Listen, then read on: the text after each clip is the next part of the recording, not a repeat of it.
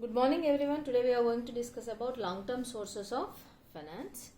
So when it comes to long-term sources of finance, we have three major sources. One is equity, debentures and preference. So preference is considered as hybrid capital as it has both the features of equity and debentures. So here we'll have variable growth rate in dividends, but here we'll have fixed dividend like fixed in interest in case of debentures. And here if at all we have profits, then only we pay to preference and equity. Irrespective of profits, we have to pay to the debenture holders.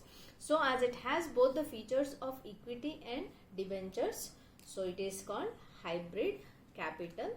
So as all of you know that equity share capital is the ownership stake of the company. If at all the company issues the shares and raise capital, and that is considered as equity capital. So equity capital is having high risk when compared with other capitals, and debentures will have low risk. As preference is hybrid, it will be having moderate risk. In the same way, high returns will be paid to equity shareholders and debenture holders will get low returns, and here they will get moderate returns. So based upon this, preference shares are the shares issued to the preference shareholders, where the dividend will be paid to the preference shareholders. So there are different types of preference shares. One is redeemable and irredeemable.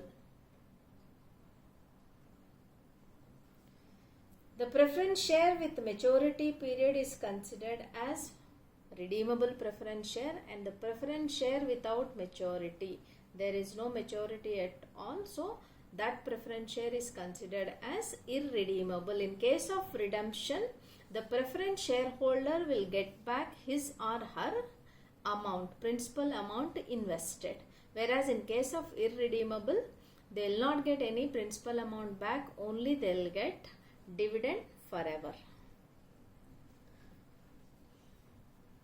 Convertible and non-convertible preference shares.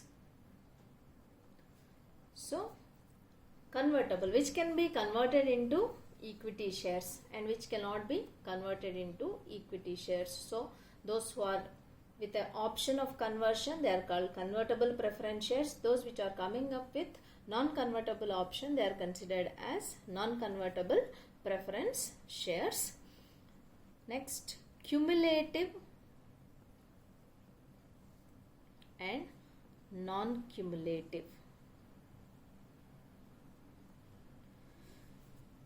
In non-cumulative case, when once in the earlier session itself we have discussed, in the preference share, if profits are there, preference dividend will be paid to the preference shareholder. If that is the case, then we will consider it as non-cumulative. Okay. So in cumulative case, what will happen means, suppose the company is in losses at that particular time, the preference dividend will be carried forward for the years of loss and it will be paid at the time of profit. Okay, అంటే ఎప్పుడైతే వాటికి losses వస్తాయో కంపెనీస్కి, అవి ఏం చేస్తాయి అని అంటే అప్పుడు ప్రిఫరెన్స్ డివిడెండ్ పే చేయకుండా అది యాడ్ చేస్తూ వెళ్తాయి, క్యారీ ఫార్వర్డ్ చేస్తాయి. సో ప్రాఫిట్స్ రాగానే ఈ క్యుములేటివ్గా ఇప్పటిదాకా వచ్చిన దాంట్లో ఆ అమౌంట్ని క్లియర్ చేస్తాయి అన్నమాట. సో అలాంటి కేసుని మనం క్యుములేటివ్ ప్రిఫరెన్స్ షేర్ అంటాం. Then participative and non-participative preference shares. So participative preference shares means usually they'll get their dividend apart from the dividend, if company feels that it has got some surplus amount, from that surplus amount some additional dividend will be paid back to the preference shareholders. So additional surplus అంటే వాటికి వచ్చే dividend వచ్చేస్తుంది. దానికన్నా ఎక్కువ ఇంకా surplus ఎక్కువగా ఉన్నప్పుడు company ఒకవేళ ప్రిఫరెన్స్ షేర్ హోల్డర్స్కి దాన్ని ఇస్తే, ఆ సర్ప్లస్లోంచి అడిషనల్ డివిడెండ్ కనుక ఇస్తే, ఆ ఫీచర్ ఉన్న ప్రిఫరెన్స్ షేర్ని పార్టిసిపేటివ్ ప్రిఫరెన్స్ షేర్ అంటాము. లేదా నార్మల్ ఉంటే మనం ఇప్పటిదాకా చెప్పుకున్న కండిషన్స్ ఉన్నట్టయితే then that is considered as non participative preference share. Okay, so this is about your preference share. Next,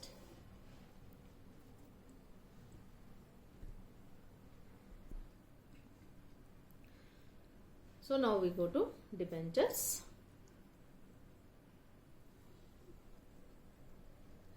So like preference shares, we have redeemable